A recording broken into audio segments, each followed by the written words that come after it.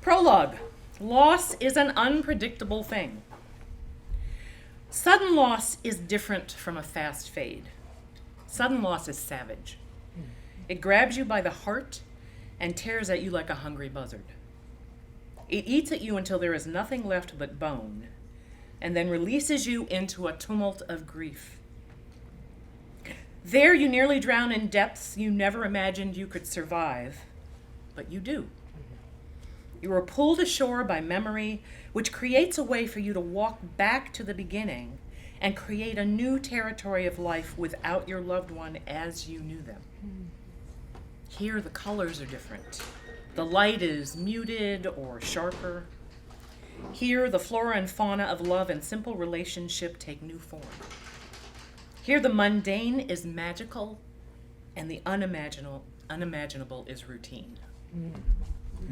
It's here where you discover that all will be well, a truth that my mother held even in the darkest of hours.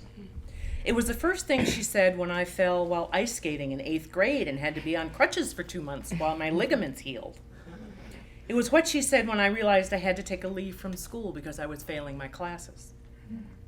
It was what she told me when one and then another of my closest friends were diagnosed HIV positive and told they could die.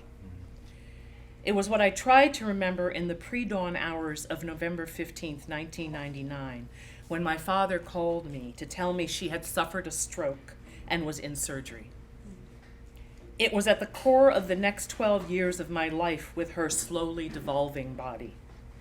All will be well was fundamental to being willing to be surprised by the new relationship that emerged with my father when our family roles were reversed.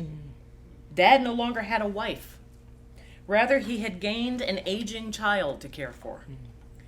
I exchanged my role as child of both my parents for one as a co-caregiver and parent with my father. Power dynamics were topsy-turvy. Dad had to learn to make decisions about Mom's care with me and I with him. Many times old perceptions and wounds blocked the evolution of our partnership. When we could forgive or move them aside, we redefined respect and love for one another. I know now that I believe in the resilience of families and the reconstruction of life that is possible in the face of catastrophic loss. Even though my mother's body did not die from the stroke, a huge piece of her was suddenly erased, like footprints rubbed from the shore by a quick tide. And yet, an essential piece remained. Her joy, her love of natural beauty, and her delight in music stayed with her until the end. They were less robust, but never lost their depth.